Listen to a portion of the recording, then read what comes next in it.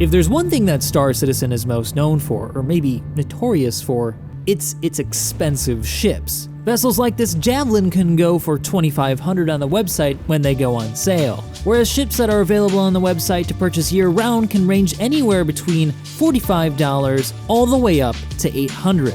And say what you will about the success of the game itself, the success of its funding model has propelled it to well over $500 million as of 2021. But these numbers may soon be eclipsed by a new game on the block. You may have heard of it. It's called Star Atlas, and it uses what's called non-fungible tokens in the form of its ships and items to help fund the development of the game. Without even a working prototype for its game engine, it's already sold ships successfully for upwards of $40,000, such as this Calico Guardian, which is now the most expensive ship for a video game ever sold.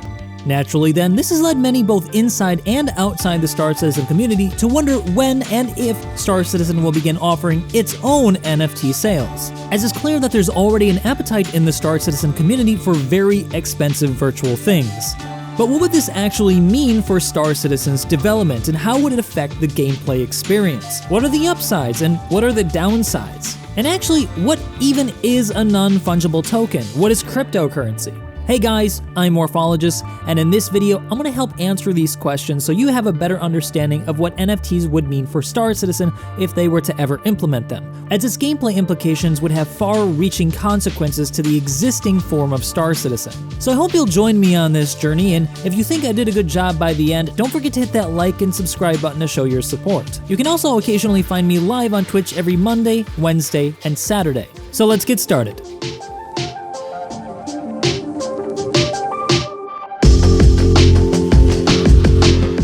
Before I go into any explanation for what this could mean for Star Citizen, you'll first have to have a basic understanding of what non-fungible tokens and cryptocurrencies are. But if you already have a good handle on it, feel free to skip ahead. But if you don't, really, stick around please, because you're gonna have to understand this before I can explain anything else.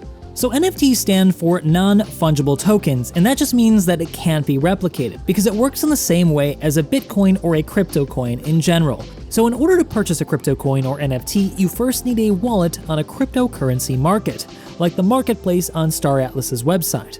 All NFTs are based on a form of cryptocurrency. In Star Atlas's case, it's based on the Ethereum blockchain. Once you have a wallet, you can make a purchase. That transaction is written to a ledger once you make the purchase into a block of code. We're just going to call that a block for short. Once it's created, the block is sent to all the computers participating in the network. This is where cryptocurrency farmers come into play. They verify the transaction and receive a reward in the form of a crypto coin. After that, the block is added to the existing blockchain, which is then redistributed to the network of computers participating.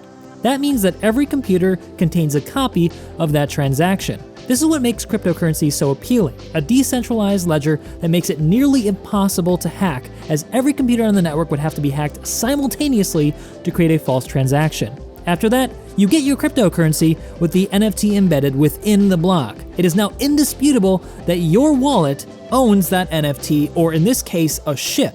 So to summarize then, when I buy a Calico Atlas starship, what I'm actually buying is a block ledger with a ship embedded in it. At the moment of transaction, all the blocks in the blockchain are updated and now contain the information that I've purchased it and that my wallet owns it indisputably. But how can something digital actually have value? Can't you just copy-paste it? Well, cryptocurrencies derive their value through the artificial scarcity achieved by the unique codes that cannot be spoofed that are part of each blockchain that are created as part of the crypto coin. Scarcity can be created then by limiting or capping the amount of these coins that can be produced. Additionally, the transaction speed at which they can be produced is a big factor in how valuable they are. The faster the transaction, the more valuable the coin is potentially. Its reliability and security is also a big factor, but this is getting a little bit too much into the weeds here, so I'm going to leave it there. NFTs, or non-fungible tokens, take it one step further by attaching an even more unique code to it, which is the picture or ship or whatever item that's associated with that cryptocurrency. Alright, now that we've covered the basics of non-fungible tokens and cryptocurrency, let's move on to how games like Star Atlas actually make their money.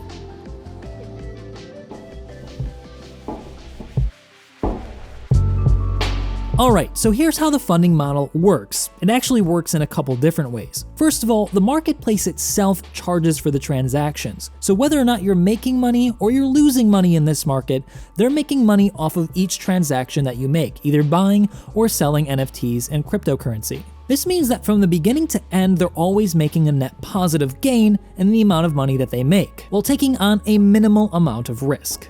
Additionally, when they sell NFTs or non-fungible token ships, they can limit the amount that they sell and then retain a small portion for themselves to sell later once those NFTs become valuable. However, deriving value in a video game is a little bit different than just the basic Ethereum blockchain or any sort of other cryptocurrency. For this to work, they also need to create perceived value in the product by hyping up its production, by saying it's going to be the best thing ever. In essence then, perception is the key to creating value in a game that uses cryptocurrency. This of course means then that if the game is found to be a scam, or if it's going to fail, if the developers are bailing, the cryptocurrency, the NFT values will all crash within that market. This crash is of course created by people selling because they know that the value is going down and they don't want to lose their investment money. Ultimately then, the value of items within a marketplace like Star Atlas's is determined by the people who are part of the market itself. That includes gamers, investors, content creators, and to some small extent the developers themselves.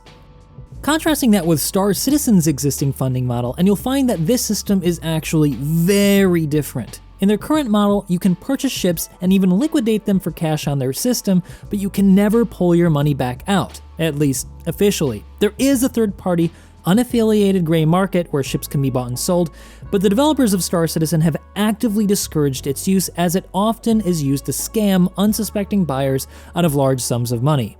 In short then, the funding model for Star Citizen is clearly advertised as not an investment, but as a pledge or donation to development, with explicit language that doesn't promise return on any kind of investment. So when people talk about investing in Star Citizen, either they mean it colloquially as getting a return of fun for their investment, or literally since they're selling ships on the gray market for a small profit. It's worth noting here though that CIG have recently crashed the gray market by unlimiting previously limited ships, and I speculate that this was an intentional side effect. So to be very clear here, when you buy into Star Atlas, there's a promise of making real money. There's a promise of playing to earn. When you buy Star Citizen, there's no promise of any such thing. There's only a promise of delivering a fun product. So you can guess then that there are some positives to this sort of non-fungible token cryptocurrency system in a game. For one, it makes it a lot harder to spoof getting free stuff. Another thing is that these items can actually be sold if you feel like you want to get out of the project because you're not interested anymore, or it's just taking too long and you want to move on. With Star Citizen's funding model, there's no way for you to get out of the project after you've spent thousands of dollars. There's no way for you to get all of your money back. Sure, you might be able to get some back out of the gray market, but I've heard of people selling their accounts for half of the value that it was originally bought for. The clearest and most obvious benefit to a system like this, though, is that NFTs can reap tons and tons of money in for whoever owns the market, potentially putting Star Citizen's funding model, should they choose to use NFTs, not in the hundreds of millions, but billions. At least in theory. And of course, who wouldn't want to make money playing video games? I mean, that's the fantasy of many of us since we were kids, at least if you're watching this video. Only we probably didn't imagine making money quite in this way. But what about the downsides to having NFTs in a game like Star Citizen? Before I start this section, let me preface this by saying that I personally do have investments in cryptocurrency. And looking at my statistics for Star Citizen, the average player of the game is a little older than other video games. So it's natural for people around that age range to be looking into investments, and that's why I think that a topic like this may be interesting to many of you watching. Furthermore, I don't think that all NFT games are scams, or even that Star Atlas is a scam, which leads me to the first downside to any NFT-based system. It could be a scam. Here's what I mean. You've probably heard about the stories of people becoming overnight millionaires by investing a very small amount of money in a cryptocurrency or even an NFT. The trick is here though that these people obviously had to get in on this early, and so when a new NFT or cryptocurrency is announced, if there's a lot of hype around it, people are quick to purchase it, which increases its value in a lot of cases pretty dramatically, especially when a big name announces that they're going to buy some of it. The unscrupulous and unethical are well aware of this, and are ready to take advantage of people's ignorance around game development as well as cryptocurrency to make some money. So what's happened is that there have been video games announced with cryptocurrencies and NFTs that people have bought into that have ended with the developers selling off their share of the market and running away with the profits never to be seen again. To be fair here, this can happen even with a game like Star Citizen. They could run away with the money. The difference being that the people who run away with cryptocurrency markets are running away with your kid's college fund and not just with a small amount of money you spent on a video game that you really hoped would come out. I mean, in some of these cases, we're talking tens of thousands of dollars, hundreds of thousands of dollars that people put into these projects that have evaporated overnight. What's even worse here is that unlike traditional markets, cryptocurrency markets have very little legislation to protect investors, and so you have very little ability to go after the people who stole your money. This is just an unfortunate side effect of our governments being controlled by dinosaurs. But then you might say, and this is a pretty good argument, that Star Citizen has been around for a while now, 10 years, and has a viable product to show, at least part of one, right? And so it's not exactly starting from scratch. Furthermore, in a lot of the cases where people got scammed out of money with these NFT games, the developers had no history of making games before, and that should have set off red flags to the people who invested, but what can you do? Well, with NFT games and games with cryptocurrencies, you can be scammed in a different way. Not by the developers, but by the people in the community itself. In a system where there's a promise for a profit to be made and you create a real portfolio of investments, people want to see a return on that investment. They want to get what they were promised. And so for those following the NFT game, they're never going to speak negatively about that product because it can negatively affect their stock portfolio, their cryptocurrency NFT portfolio. If they say one bad thing about their Calico Starship, it could drop in value and they can't get their money back. This, as you can imagine, could create a runaway effect where everybody's speaking positively about a project despite seeing red flags. If you want an example of this, look no further than Earth 2. Kira TV's done a great series on it, so has Big Fry. You should check them out if you're interested. This is doubly true for content creators in those communities, as they can heavily influence the perception, which I talked about earlier, as being a huge influence on the value of the cryptocurrency and NFTs associated with the project. In some cases, these content creators may have been approached by the creator of the market to promote the product positively, in exchange for having some cryptocurrency or NFT that's about to go on sale. You may then say, wait, that's insider trading. Yes, it is, but it's unregulated, so what can you do? And if you don't think that this can happen, I'll tell you right now that I've actually already received emails from numerous NFT games for doing just this very thing. That of course means that there's a lot of incentive not to make your process transparent, because if there's a hiccup or something, it can affect the market and affect your profits. Now you may say that the value of a product can be derived from your trust in the producer of the product, and I would agree. However, how can you know if they're lying? How can you verify that what they're saying is true about the development of the game, when there are so many incentives not to tell the truth? But I'm not done yet. There's more. NFTs as part of a game system carry with it a different kind of gameplay design. For example, if you buy a ship from the market and it's worth 40,000 US dollars, it must also be worth the equivalent value in credits in-game of 40,000 US dollars, or it will decrease the value of that item because you can just purchase it in the game more easily than you can in the real world. And thus the grind itself also has to be adjusted. It can't be too easy to acquire things, otherwise again you're devaluing the market. This kind of system would also complicate the way that you purchase ships in Star Citizen. Limited ships would therefore then be very difficult to purchase in-game, because if you could buy a Javelin in-game, it would decrease the value of that Javelin on the market as you increase the amount of them available. This may lead to undesirable effects like hoarding, like what we see in the real world, which can eventually lead to a bubble being created and the market crashing when the owner of the hoard decides to sell. We saw this happen with EVE Online.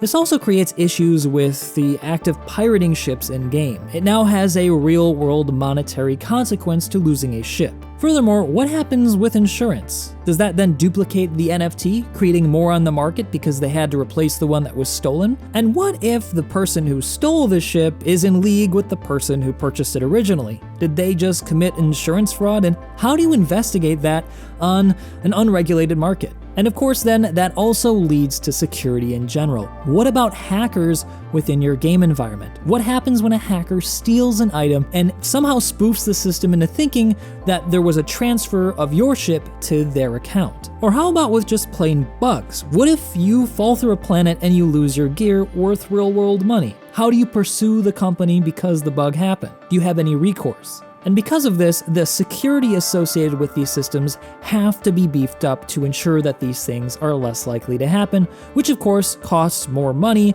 and increases the data load on the servers and the creators of the game. And as these security systems become more complex, so too does the system required to compute the blockchain, thus creating more energy, wasting more energy, and becoming more destructive to the environment that we actually live in. So in sum then, it's going to change the way that security works, it's going to change the way game design works, it's going to change how much you have to grind because you can't have things too easily earned, so you're going to have to work really, really hard to earn ships in game, much more so than you could before in the current system with Star Citizen.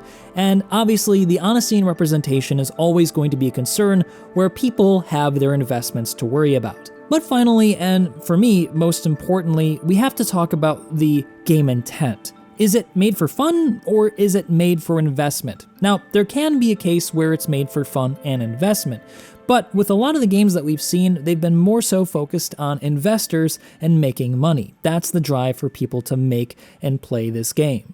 And a game like that to me carries a lot more real-world stress than I want to get personally out of video game. When I hop into Star Citizen, it's a form of escapism. I'm enjoying an alternate reality where I can fly a starship because reality kind of sucks and I can't fly a starship. I want to go to space and visit different planets, but we're far away from that ability right now.